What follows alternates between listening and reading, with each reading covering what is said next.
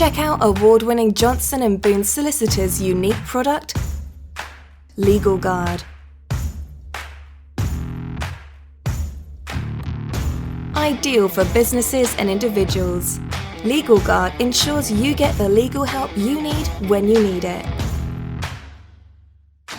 Packages start from just £24 a month and include free expert advice, access to a library of legal documents, as well as exclusive discounts on a range of services. For more information, visit johnsonandboon.co.uk/legalguard and quote the code THECHESH.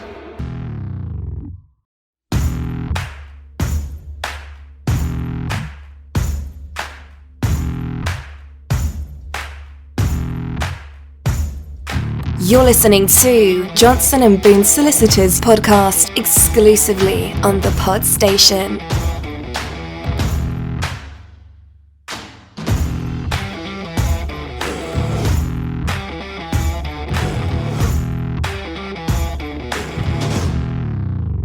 Welcome everyone to episode 37 of the Johnson & Boon podcast. My name's Mark, I am the host.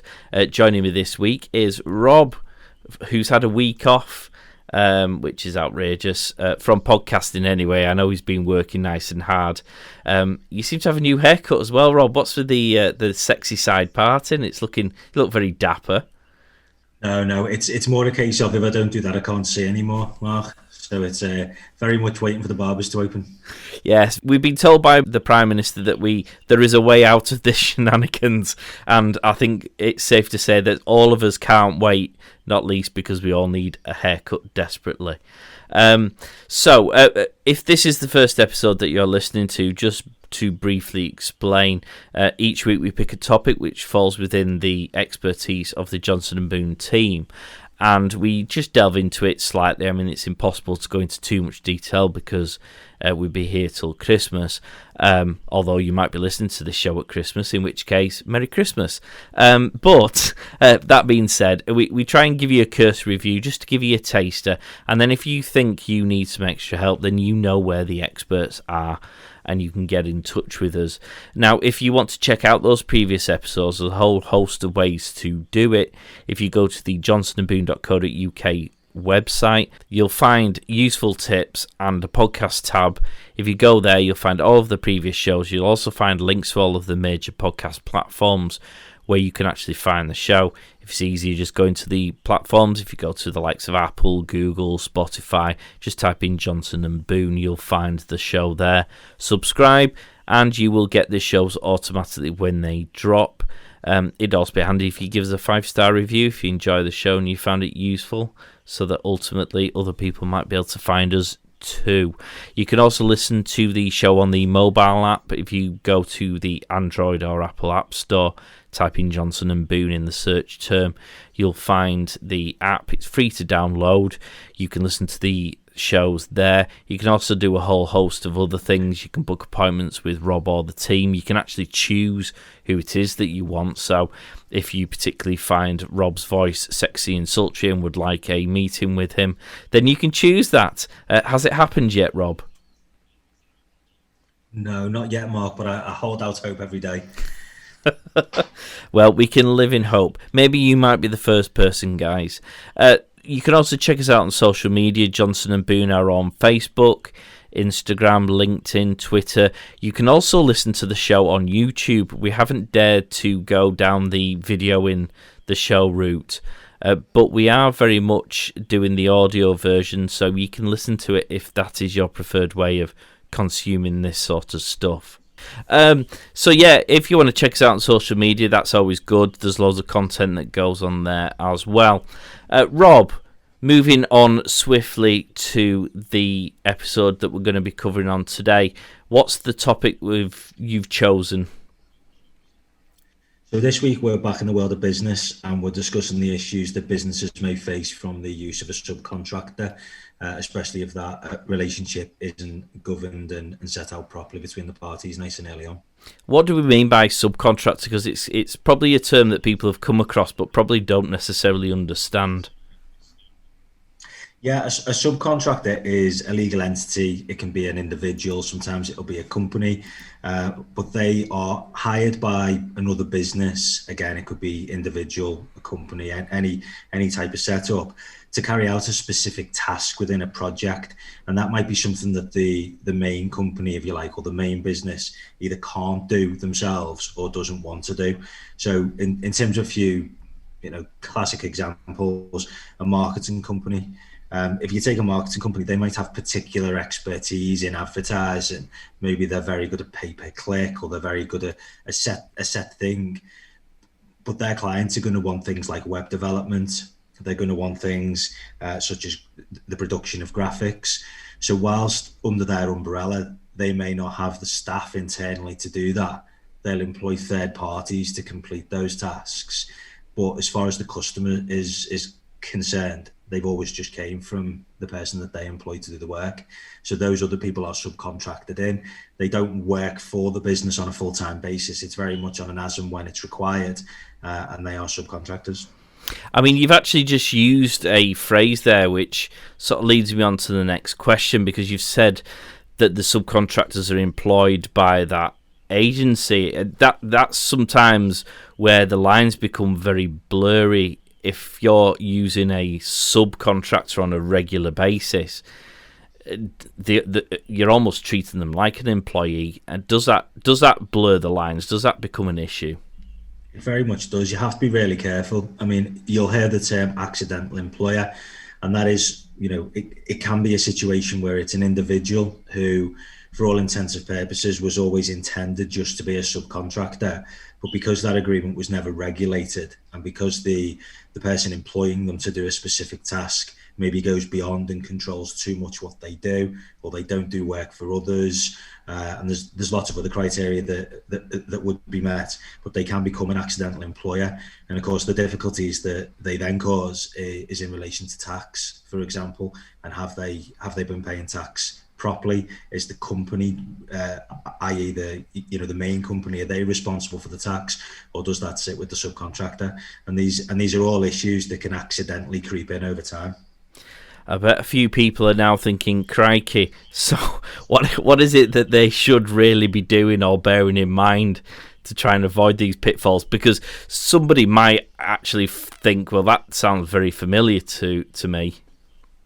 It will be very familiar to many listeners. I mean, we've used the marketing company as an example, but it's always done in building. You'll have a main building contractor who will be the company that maybe does the bulk of the work, but they'll bring in sparks and they'll bring in gas fitters, they might bring in plasterers, and none of them may actually be employed. So it is something that it's very common. The first thing to say is that every subcontractor must be asked to sign a subcontractors agreement, and that's just a contract. It can be fairly simple, but it governs the relationship between the business and the subcontractor, and it provides them with a layer of protection to make sure that many of the issues that we're discussing, and some more we'll go on to set out, are avoided. Okay, so what are the issues that can be caused if you don't have a subcontractor contract? There's many issues that can be caused. What we'll do today is, for the sake of just keeping it nice and sweet, we'll stick to four main issues, and we'll explain how they're relevant and how they're combated by an agreement. So the ones we'll stick to today are liability issues, intellectual property rights issues, the issues that arise out of confidentiality, and also non-solicitation. All right, so let's start with liability. This is one that I was very familiar with when I first started my career, and I was dealing with personal injury claims, and you were trying to establish, for example, there was an accident at work or something like that, and you were trying to establish who was at fault for that. And this is certainly where subcontractors came in, because there was quite often an argument with the employers that it was the subcontractor's fault, but then it was like, well, are they your employers by virtue of the nature of the relation? It became very, very complicated very quickly, suffice to say. It can become very complicated very quickly, and it goes hand in hand with indemnities. So you'll often hear us, and we've talked about this in other episodes, and we regularly look at liabilities, and we also look at indemnities. This is one of those areas that is wide open in terms of it being contested later on if it isn't set out in a contract. Many subcontracting agreements will very, very heavily protect one party or another, or sometimes both parties, and you can specifically exclude any type of liability, save for ones such as negligence, or save for ones that arise out of fraud, or which relate to injury or death, which under law you're just not allowed to exclude. But commonly there'll be a restriction in there, for example, that no matter what happens, neither party would have to account to each other for profits. Now, that might not be what somebody wants to do. So one of the things that we're talking about here is the agreement that should be put in place. But equally, this advice goes for people who are asked to sign an agreement to make sure that that agreement is fully understood by them and it isn't overly one-sided. The difficulty with this is that we'll call them the main company and we'll call them the subcontractor, so as we don't have to flip backwards and forwards. The main company have a contractual relationship with their customer. So if something goes wrong that the subcontractor has done, depending upon how risky that is and how high value that is, they might have a massive problem with their client that they might have to account for. So if they do something that causes their client a significant loss and there isn't something within their contractual relationship that limits that, the main business is in trouble. And unless they have something in place whereby they can bring in the subcontractor and seek an indemnity from them, that is problematic. From the subcontractor's point of view, do they want to be on the hook for stuff, or should they be limiting their liability? And are the parties happy with liability being limited? So this should be an open discussion very, very early on in the relationship. And often there'll be situations where two parties just won't work together for that reason, because they have completely mismatched expectations in terms of what they require from each other. But if it isn't set out, what will happen is the parties will end up in a dispute later on, and the company will very much be in the middle, because the customer will quite rightly blame the company, and the company will blame a third party who there is no contractual relationship between them and the customer who's the end user. We often say that quite often with these sorts of relationships, and it boils back down to the directors and the partnerships, people are always happy to get into bed with one another because they assume it will be rosy and sunny forever, and it's only when there's a problem that arises that you wish you'd put these sorts of things in place. It is, and it's something that if it's dealt with nice and easy, these things are done regularly because they work well, and it stops people from having to have copious amounts of staff for things that might only arise every now and again. We'll go back to the marketing example. If a marketing company's main bag is AdWords, for example, why would they have a graphic designer sitting in the corner for once a year when somebody wants a graphic doing? But at the same time, it's greatly risky for them to send that customer away to a different marketing agency for them to get a graphic done, because they might not see them back. So the way that that's combated is that they will get it done for them. Now, it's a basic example, what really could go wrong when it comes to the liability off the back of a graphic. But if you flip that over and you put that into maybe an IT setting where there could be a massive loss of data, or you put it into a building setting where something could be structurally incorrect, it's a much bigger issue. Now, that doesn't mean by any stretch of the imagination that the marketing company doesn't need a contract in place, because they will have other issues, one of which we'll go on to discuss next. But these are all issues that people don't think about. They focus on what commercially works well for the business, as they should, but there can be a real reality check later on when things go wrong. Now, the second one, intellectual property. Now, this is an interesting one. It extends beyond the example I'm just about to give, but for me personally, there's quite a number of occasions when I'm asked to do things on a white label basis, as effectively a subcontractor, and it would be lovely, because obviously everything I do always looks amazing. It would be lovely to be able to tell the world this amazing work I've done, but common sense and I suppose my moral compass as a business owner tends to lead me to believe that I can't really do that, because it's not for me to do that, because I was hired specifically to be the superhero in the background that remains masked and unknown to the world. But it doesn't always work like that, does it? It doesn't. So what people don't understand is, firstly, this is a vastly complicated area that we couldn't possibly explain the intricacies of in this show. But the general rule is that the creator of the work is the first owner of any IP rights that it has. If that is to be changed, then it needs to be verified by contract, really, to save people from getting into an argument about it. So just because I might instruct you and I might pay you to do something for me, that doesn't necessarily mean that I own the rights in that. They can still be yours. And it's very important when it comes to a marketing company that is very carefully regulated, because even if that marketing company is advertising their own work later on, which is similar to the example you give, it needs to be clear that that's okay. And when I say okay, that doesn't mean what is the rights and wrongs in it, but nobody wants to end up in a dispute, because you're in a dispute with your own client. And also it's a dispute because there's been complete mismatched expectations in relation to what will or won't happen. It might even be a deal breaker for people as to whether they want to start working together in the first place. An IP, we're talking now about designs, but this can be anything which is developed or created in the course of the work that's being carried out. If we flip back over again and we use the IT companies as an example, it might be that someone creates something really clever and really fancy that is done so under the scope of the work that they're carrying out for the main company. It's very, very important that the rights then reside with the company, because they're going to be paying a lot of money to get that work done, possibly, and they need to be able to sell it onto the customer if they want to.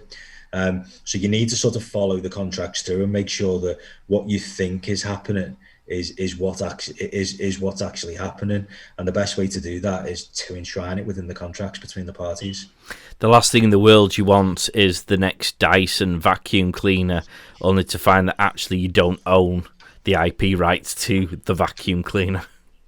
Absolutely. And, there's been some massive cases over time in relation to this, and there are many, many small cases every single day. As I say, it's a very complicated area, but it is something that people need to bear in mind when they're putting these things in place, regardless really as to the type of business that you are. Now, the next one, confidentiality, is a huge one nowadays and very topical, because, of course, we have GDPR. And if people don't know what GDPR is, then there's probably a fine winging its way to you right now, because people won't realise just by hiring a subcontractor there's an exchange of personal information, isn't there?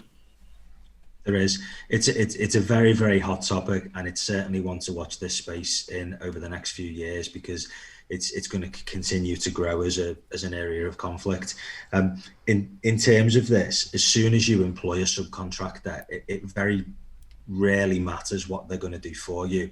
They will have access to some sort of confidential information, and whether that be the information of your business. So it could be technical know-how, it could be client lists, it could be anything really, anything that isn't in the public domain. Equally, it could be personal information, depending upon what it is and depending on what type of work you do. And it's very, very important that it's regulated. You also need to make sure that there's agreements in place in relation to how any data that they do have access to or what they are passed is used by them. So, you talk about GDPR, and everyone's supposed to have a GDPR policy now and follow it. It's very important that the main business makes sure that the subcontractor has got one and that they themselves are GDPR compliant, because there's no point in you doing everything to protect yourself and then the leak being whoever you work with, because it'll still be a breach upon yourself. The final thing to comment on, which is fairly obvious but often missed, the customer has to consent. So within the documentation and within the contractual relationship between the main company and their customer, they have to say it's okay for their data to be shared with the subcontractor. And normally it's done in privacy policies and ways like that, but it has to be done. You can't just pass data around in the optimistic hope that nothing goes wrong, because some of the fines now are huge. And it is going to be a topic over the next few years, and it is something that will be in the media. Confidentiality extends to the likes of your services and indeed those of an accountant, where you might be doing something where, it's famous that when clients talk to their lawyer, it's much akin to talking to a priest. That information's not permitted to go anywhere, but yet solicitors obviously instruct barristers, who are, for all intent and purposes, a subcontractor. Yeah, they are. Within the legal profession, there's different things. So obviously there's the automatic confidentiality stuff, and then there's the client privilege that you're talking about in terms of not sharing that elsewhere. And there are professional obligations under some circumstances when you do have to do certain things, but it does go across the board. Finance and legal as an accountancy is an obvious one. The ones that are often missed is, you'll have a painter and decorator, and he'll have a book that he jots down all the client details in, the names, the numbers, the amount, the jobs, and it isn't compliant. And it hasn't been compliant for some time, but it is still done. What we're talking about here really is making sure that within the agreement, it is contractually set out that people will be following that. There's many other things that stream from it. That isn't the only thing you need to do, but it does need to be contractually acknowledged that both parties are taking all steps in relation to confidentiality. And the final one that we touched on was non-solicitation. This is an interesting one, certainly in the marketing world, because this can become very muggy if the area that you don't specialise in requires you to actually almost put your client and that subcontractor in touch with one another. And if there is a bit of crossover in your services, if that subcontractor then does a really good job from them, there is a potential that your client suddenly wants to use other services that they may have and offer, and you end up losing business as a result of doing that introduction. So how does that not be a thing? It's very difficult to govern what you've just said. So what you can't do is you can't stop a third party, i.e. the customer, from deciding that they want to use somebody else. And if that somebody else is a person that they have came into contact with, that's something that the subcontractor may need to be concerned about if there's non-solicitation clauses, but you can't stop that. Often contracts are silent on it, or if there's no contract in place, then it's a free run. You are talking about customers, and you're talking about the sort of situations where even off the back of a client list, they misuse it. They come into contact with the client momentarily, maybe as part of a transaction, and then they use that as a later date as a way to market to them, and as you say, take the customer away from you. That needs to be protected. But what equally needs to be protected is your staff, because you might have someone who is particularly very, very good at something. And again, we'll use the marketing example because we've done so throughout. Let's say you've got someone who is particularly good at, we'll say AdWords again, or we'll say graphic design, or they might do a specific type of 3D design. You see that within the architectural world sometimes. If they're particularly good at something and a subcontractor that you use, that's the part of their business that's missing. It might be they want that person. So you can put restrictions in place to prevent them from being able to employ anybody from your staff within a certain period of time. And it can only be a certain period of time after the agreement ends, but it's long enough to make it a hindrance for you to keep that member of staff or to keep that customer for that little bit longer, so that the relationship isn't quite as strong as it might be. If this is completely missed, then you could lose a really good customer, or you could lose your best member of staff. It's we did touch on this in a previous podcast from a slightly different employment angle with Chris. So if you want to go back through and you can check, I think it's contracts of employment. Then we do cover sort of the restrictive covenant element, which obviously deals more with the employer-employee relationship as opposed to a subcontractor. But it's kind of a similar principle. It's very much so a similar thing, and the main concern will be in relation to the client, but they are also valid concerns in relation to your employees, and they will have a close relationship with the subcontractors because the subcontractors will be dealing with them intrinsically within most projects, and they'll be working together so that the part that you can't do, they're doing, but equally the likelihood is that the part that your staff are doing, the subcontractor doesn't do. I think the main message that seems to run consistently through those areas that we've touched on is get yourself a contract with your subcontractor.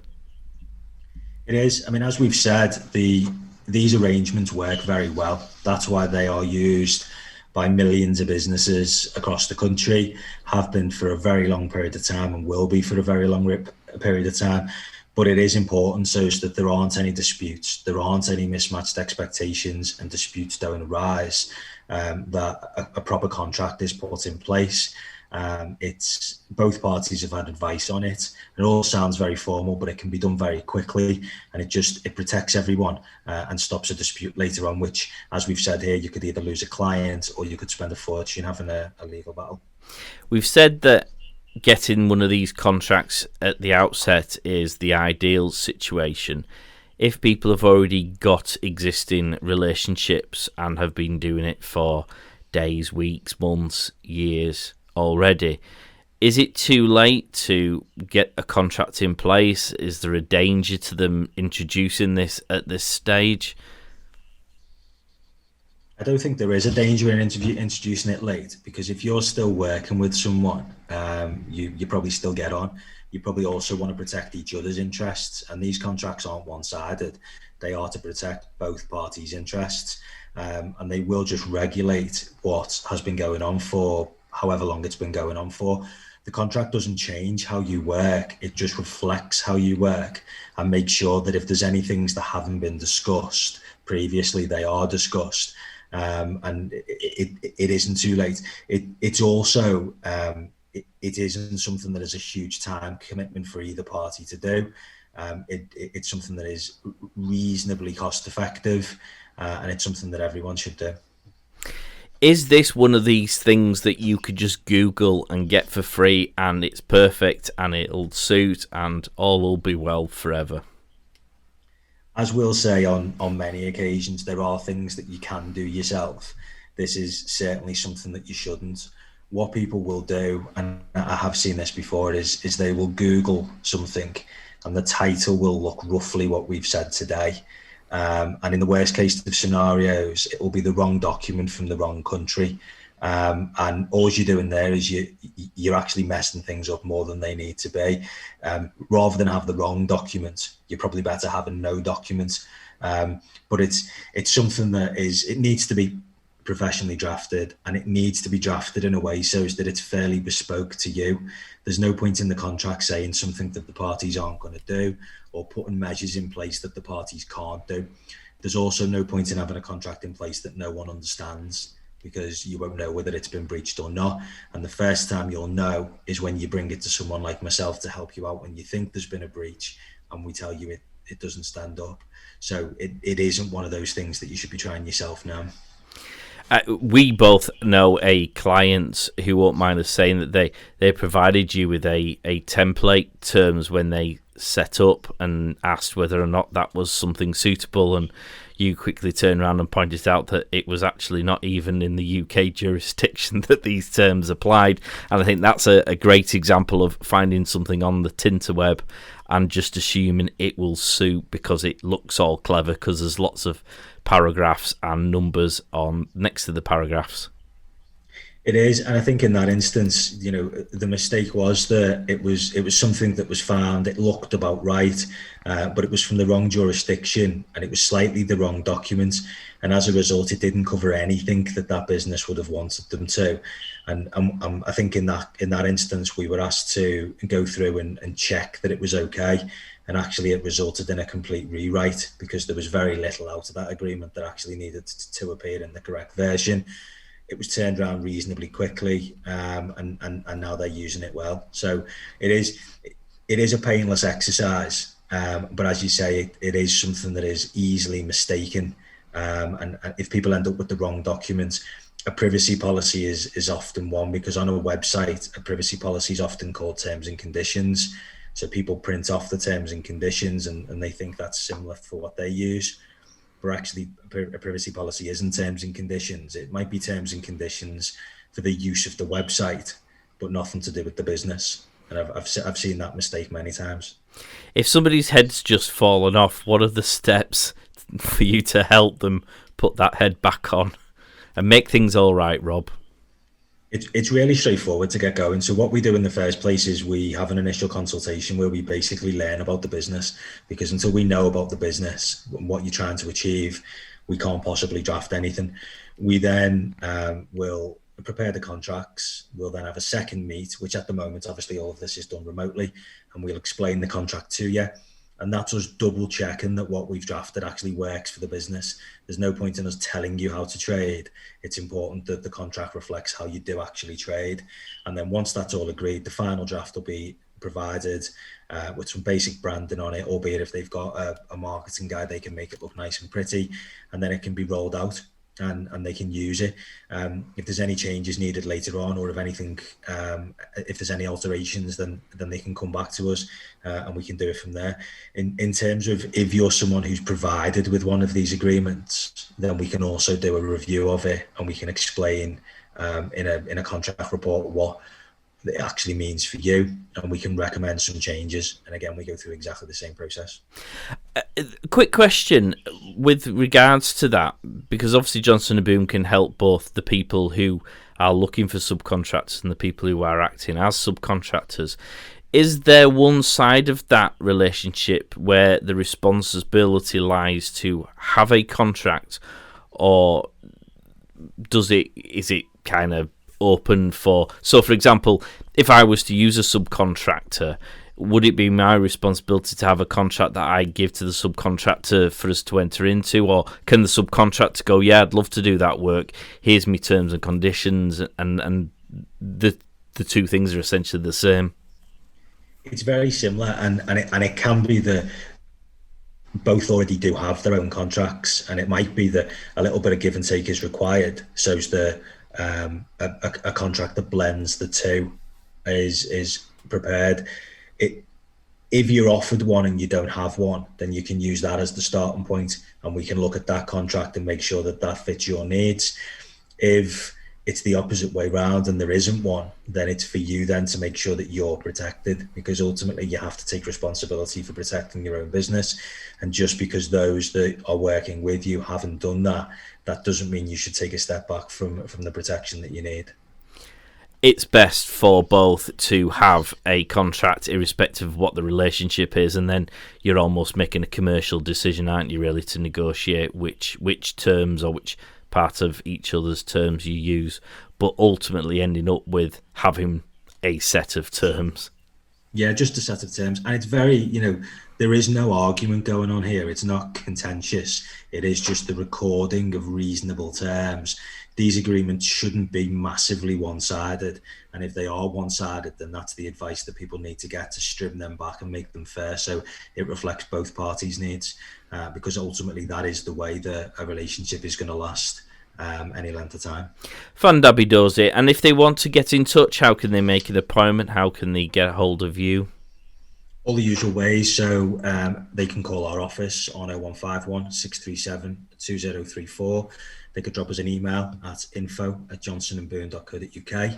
They can look us up on any of the main social media platforms. So we're on Facebook, Insta, LinkedIn, Twitter, or they can download our app. And by downloading our app, there's a message tab in there where they can go straight into any of our diaries and they can book an appointment slot straight in. If they're on our website, johnsonandboon.co.uk, then there's also a message tab there, and that message will land with all of the solicitors in the office and whichever one is of most relevance, we'll get back to them. Brilliant. As we said at the outset, guys, hopefully you found this episode useful, and if you have, go check out some of the previous episodes.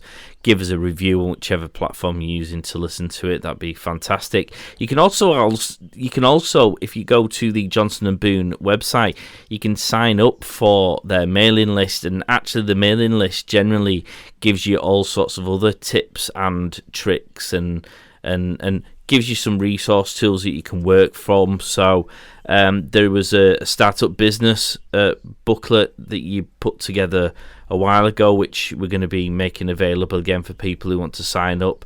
You'll get weekly notifications that the podcasts are out.